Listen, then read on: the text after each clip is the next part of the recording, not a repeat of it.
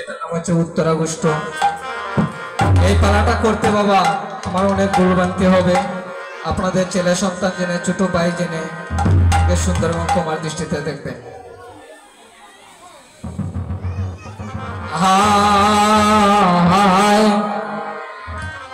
দেখুন বাবা, এই বিশ্ব জগত মাজারে গোবিন্দ আমাদেরকে এই দোরাদামে পাঠিয়েছেন।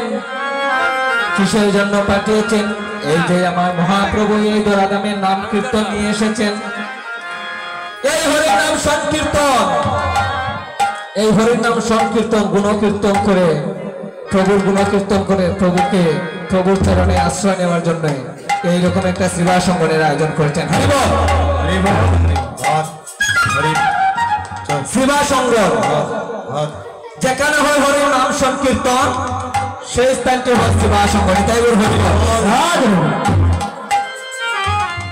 সেবা সংগঠনে গিয়ে আমার মহাপ্রভুর গুণকীর্তন করতে হয়, হরে কৃষ্ণ নাম মহামন্ত্র নামটি জপ করতে হয়, যাতে এই গোবিন্দ নাম নিয়ে আমরা যখন এই দেহ থেকে প্রাণ পাখিটা উড়ে যাবে, সেই দিন যেন গোবিন্দ চরণে আমরা আশ্রয় নিতে পারি।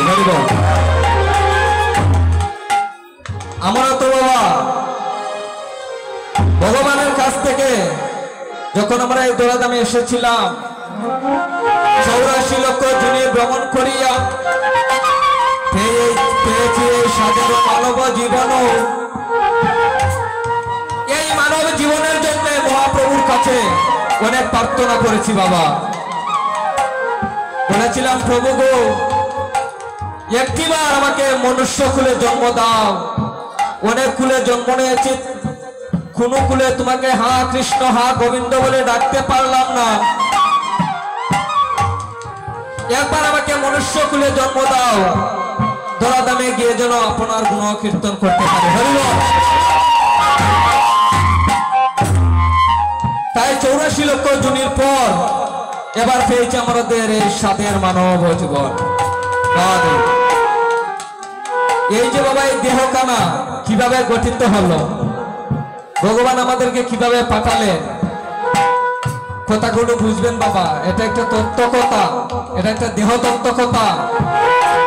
কথাগুলো মন দিয়ে শ্রবণ করবেন। এই যে আমাদের মানব দেহ কি দিয়ে গঠিত হয়েছে, তার কারণ কি? এই বিশ্ব ব্রহ্মাণ্ড যে বস্তু দিয়ে গড়া হয়েছে, আমাদের দেহ পৃথিবীটাও একই বস্তু দিয়ে গড়া হয়েছে। হরিব, যখন আমরা মাতৃগর্ভে ছিলাম, ভগবানকে দেখেছিলাম, হে প্রভু গো, মাতৃগর্ভে যখন আমাদের এই দেহটা গঠিত হয়, কত মাসে একটা পূর্ণ দেহ লাভ হয়।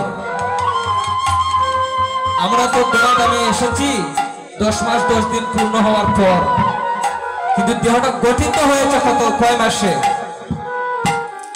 আমরা অনেকেই তা জানি না বাবা। এই দেহটা গঠিত হয়েছে 7ম মাসে। কেমন করে গঠিত হলো?